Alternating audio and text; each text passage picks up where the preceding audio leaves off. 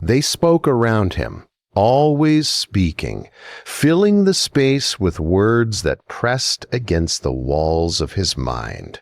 At first, he had tried to join them, to answer with the same sharpness, to match their voices. But the more he spoke, the more he felt the weight pressing down, like a river slowly wearing at the stones beneath it. He began to notice that each word, each reply, carried a small drain of his own spirit. Why did it feel so heavy? Why did their voices echo long after they had gone? There was a moment, subtle at first, when he realized he could step back. Not with anger, not with resentment, but simply by noticing. He began to listen differently. He listened to the pauses between their words, to the quiet that almost went unnoticed. It was there, in that silence, that he felt something he had not felt in a long time, a small, trembling awareness of himself, separate from the noise around him. They did not pause. They did not wait. Their thoughts spilled quickly, like water over a cliff, tumbling, rushing, leaving little room for stillness. And yet, as he remained quiet, he began to hear more than their words. He began to hear the rhythm of his own heartbeat, the gentle rise and fall of his own breath. He began to feel the spaces where his mind could settle, spaces that no one could touch. What was it that drew him inward? Was it fear, or was it something more? Something like a quiet recognition of what was truly his. He noticed, too, how the world around him seemed to lean toward reaction. Every gesture, every glance, seemed designed to provoke a reply. And every time he gave in, he felt a part of himself slip into the current of their voices, lost in the motion of responding. But in holding back, in simply remaining, he felt a curious freedom, subtle and almost invisible, like sunlight shifting through the leaves of a tree. It was not the absence of words that brought this freedom, but the presence of his own calm within them. Sometimes he wondered if they could see it. Could they feel the quiet that grew inside him, as delicate as a seed pushing through soil? Probably not. They were too busy speaking, too busy needing the world to respond in kind. And yet, the silence spoke to him, and in that speaking, he found a strange companionship. It was not loud. It did not demand attention, but it was steady, unwavering, as though the world had always contained a space just for him, if only he could pause long enough to enter it. He remembered moments from his past, times when he had rushed, when he had answered too quickly, when he had let the pull of expectation shape his actions. How small and fragile those moments now seemed, like paper boats tossed in a river, easily carried away. And in contrast, these quiet moments, these moments of holding himself still, felt weighty, almost sacred. He began to see that silence was not emptiness, but a kind of presence, a place where thought could settle, where the heart could speak without interruption. It was not always easy. At first, the silence felt strange, uncomfortable, even lonely. He could hear his own insecurities whispering, reminding him that he should act, that he should defend, that he should prove himself. But with each moment of stillness, those whispers softened. They became less like commands and more like passing clouds moving across a sky that remained calm beneath them. And slowly, Almost without noticing, he began to feel a lightness he had not known before, a sense that he could simply be without needing to justify, to explain, or to respond. He began to watch them more closely, not with judgment, but with a quiet curiosity. How easy it was for them to fill the space with sound. How simple it seemed to demand attention. And yet, for all their noise, they did not possess this calm, this inner steadiness that now rested in him. He began to understand that silence was not a lack, but a choice, a kind of strength that required no one's approval. It was a space where he could observe, feel, and know himself in ways that the noise never allowed. And so, in those early moments of stillness, he discovered something that would grow slowly, like roots beneath the earth. He discovered that the quiet was not empty, that it held him, supported him, and gave him a clarity he had never found in speaking. It asked nothing, demanded nothing. It simply existed, and in its existence, he found a soft, enduring presence, an awareness that the world's voices could come and go. But the calm he carried inside was his own, untouched and quietly strong. In the gentle hush of that space, he realized that perhaps the true measure of strength was not in how loudly one could speak, but in how deeply one could remain, how fully one could notice, and how tenderly one could hold the quiet within. And as he breathed in that awareness, he felt, for the first time in a long time, a subtle peace, a small recognition that this silence, though fragile, was the first step toward something lasting, something wholly his own. He began to notice the small stirrings inside himself, the subtle impulses that rose whenever they spoke, whenever their words pressed too close. There was a pull, a quiet insistence urging him to answer, to explain, to claim his place among them.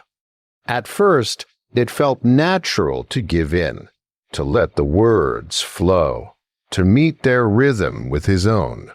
But the more he yielded, the more he felt a peculiar emptiness, as though every reply carried away a piece of him he could not recover. Could it be that the act of speaking itself had become a form of surrender? He started to try something different. Not loudly, not with any thought of proving himself, but quietly, almost hesitantly, he began to hold back. He paused, waited, and allowed the moment to settle before reacting. The first few times, it felt strange, almost uncomfortable, as if a part of him were restless, wanting to move, to fill the silence. But with each pause, he became aware of a subtle shift, a gentle opening inside, where thought could breathe, where feeling could be noticed without being acted upon. In those moments, he discovered a new rhythm, one that belonged only to him. He felt the weight of each word before it reached his lips, and he learned to measure the space between thought and speech. It was in that quiet space that he began to sense something he had never known before, an awareness that the world did not need his immediate response to continue. Could it be that the urgency he had always felt was only in his own mind? He began to observe the stillness with a kind of wonder. Every time he held back, a small calm would rise in him, like a faint current beneath the surface of a river. It did not announce itself. It did not seek attention. It simply existed, quietly, persistently, and he felt a subtle sense of strength in its presence. There was a strange comfort in knowing that silence could be more than absence. It could be a place to stand, a place to watch, a place to gather oneself without fear or judgment. At first, it was not easy to remain, even for moments. The habit of reacting was deep, like a path worn into the earth, and every pause felt like walking across a field of uncertainty. The inner voice whispered questions he did not always wish to hear. Should he speak? Would they think less of him? Was he weak for not answering? And yet, each time he resisted, he noticed that these questions lost their sharpness. They became soft echoes, passing over him without forcing him into motion. There was a subtle joy in this restraint, a quiet kind of satisfaction that did not shout or demand recognition. He realized that each moment of holding back was not a denial of himself, but a careful tending of his own presence. In the spaces between speaking, he could sense the contours of his own mind, the patterns of his own heart. He began to see clearly the difference between being moved by impulse and being guided by quiet awareness. One led to exhaustion, the other to something steadier, gentler, more enduring.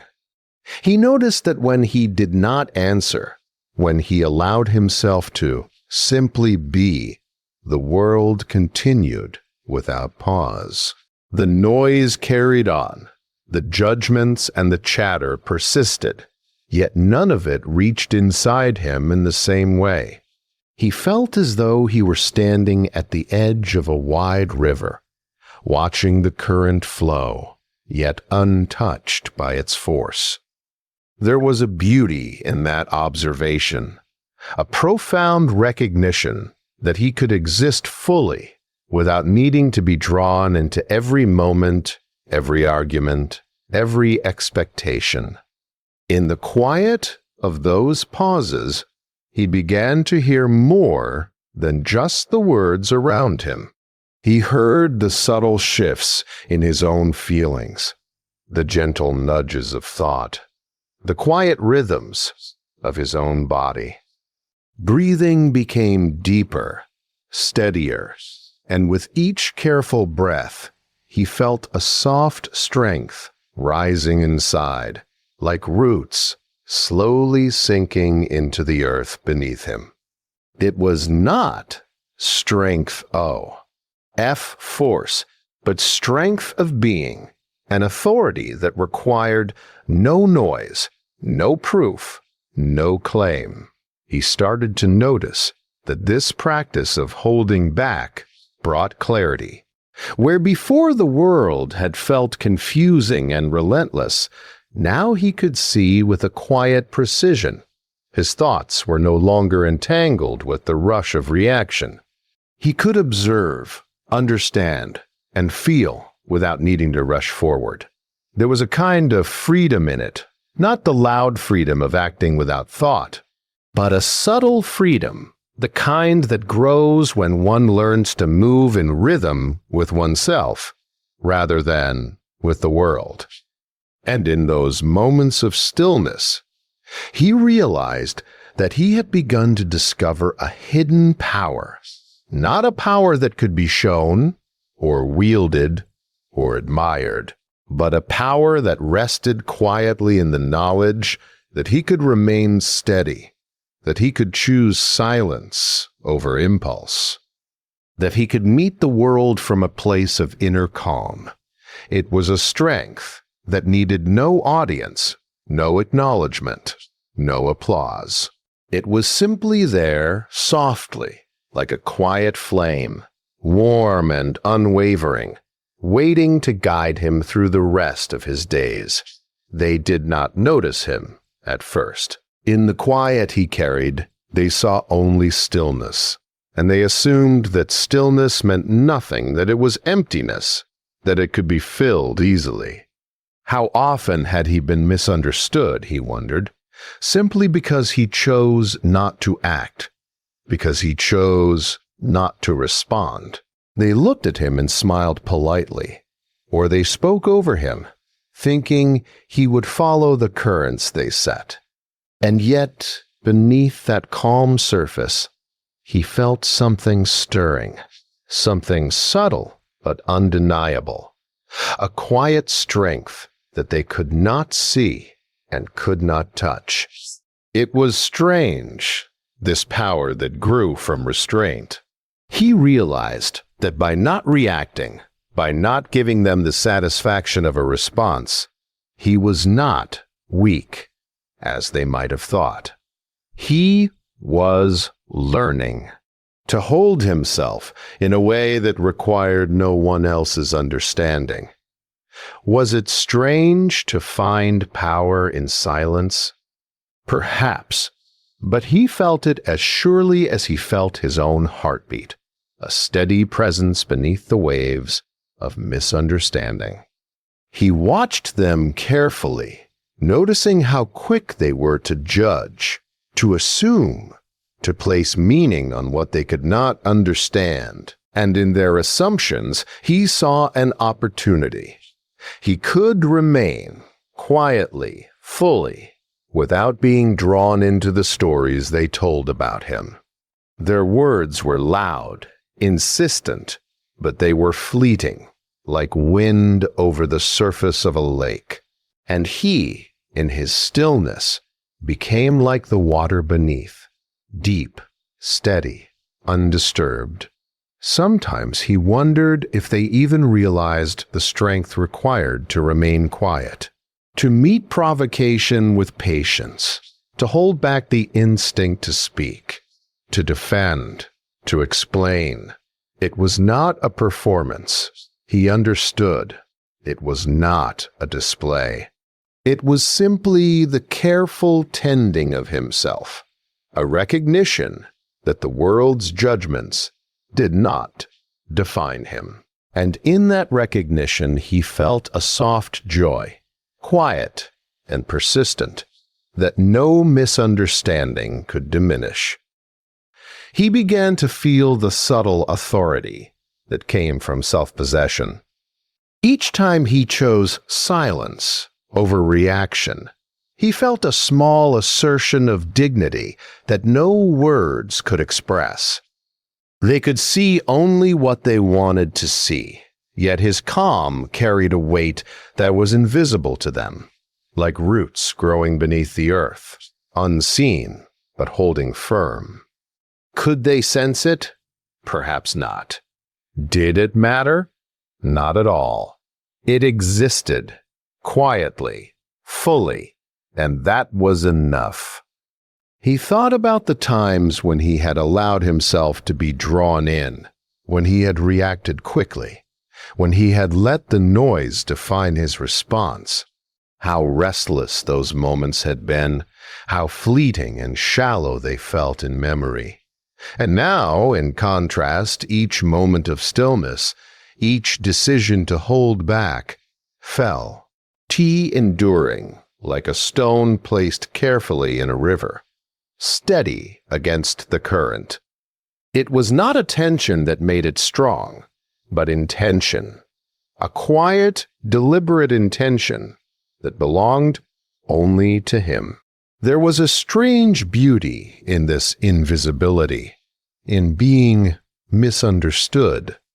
They could think what they wanted, speak what they wanted, but he remained untouched, anchored in a place they could not reach. And in that anchoring, he discovered a sense of self-respect that was independent of approval, a quiet knowing that he did not need their understanding to be whole.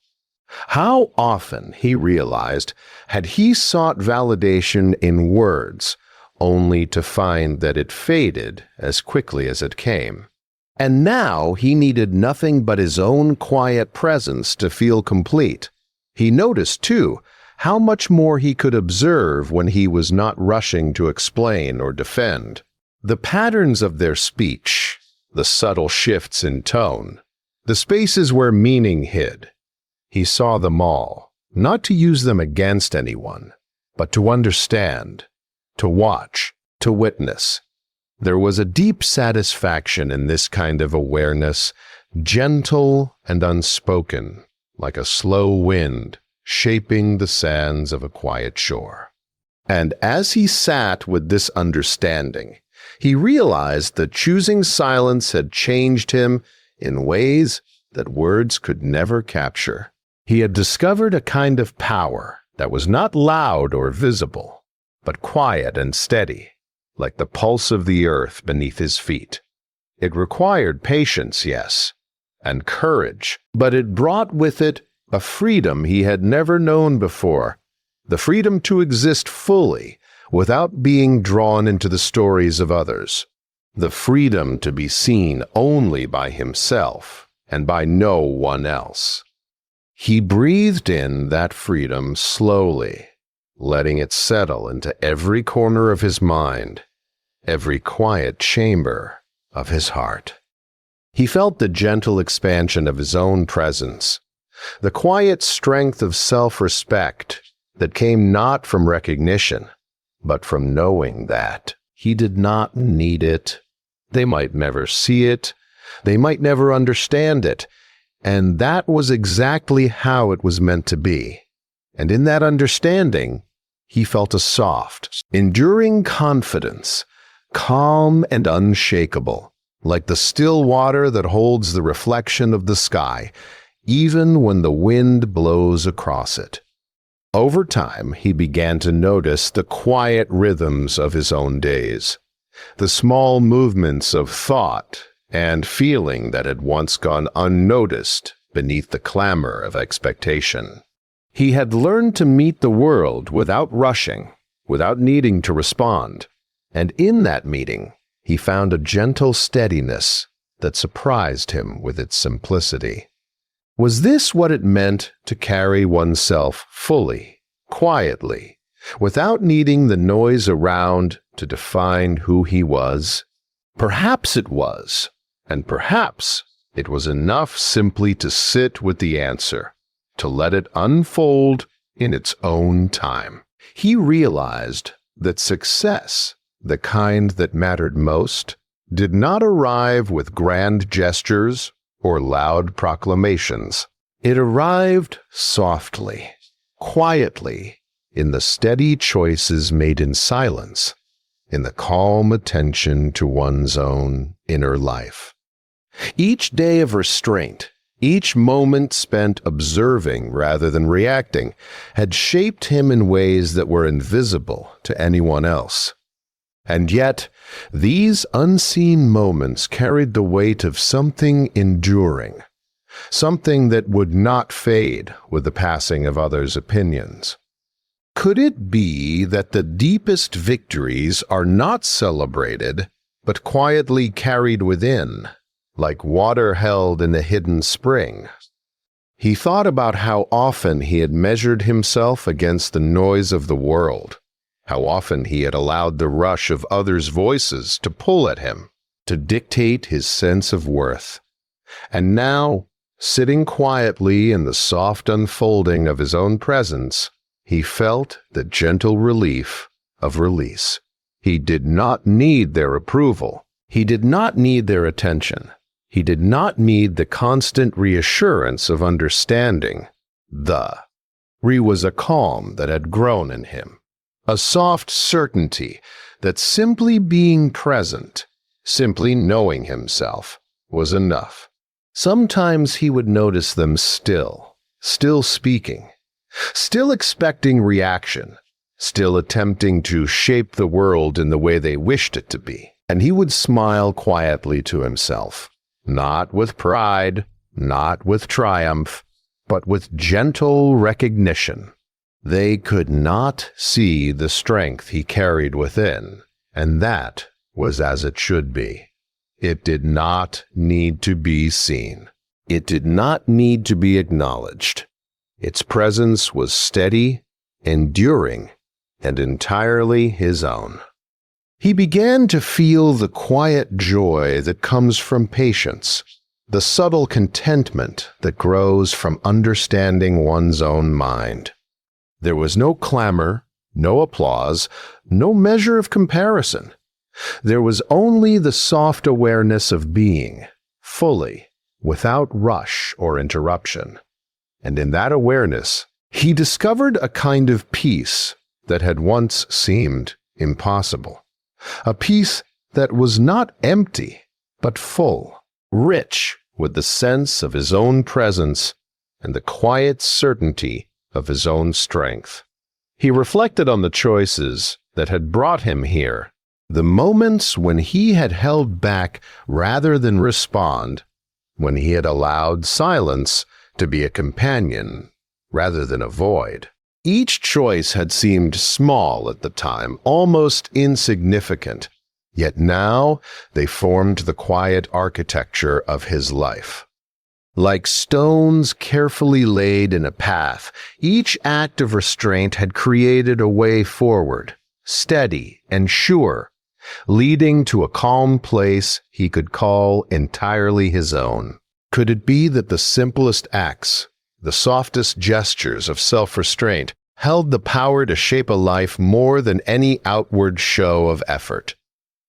He noticed the subtle change in himself, the way his own mind now moved with clarity, the way his thoughts were no longer scattered or hurried. He could observe, reflect, and simply be without the constant need to prove or to defend. There was a free Edom in this quiet mastery, a freedom that had nothing to do with others and everything to do with the self. And in that freedom, he felt a soft expansion of spirit, a gentle confidence that rested not on noise or recognition, but on the calm knowledge of who he had become. And so, in the quiet of his own presence, he understood something deeply simple, yet profound.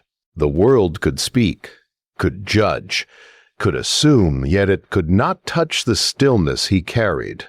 That stillness was his sanctuary, his anchor, his quiet victory. It was a strength that asked nothing and demanded nothing, a strength that simply existed, patiently, steadily, like the slow turning of the seasons or the gentle flow of a hidden stream.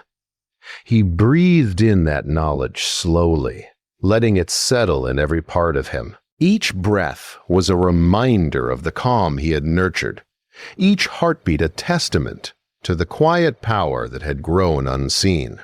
And as he sat in this gentle awareness, he realized that he had arrived at a place of peace, not loud, not celebrated, not declared, but wholly his own.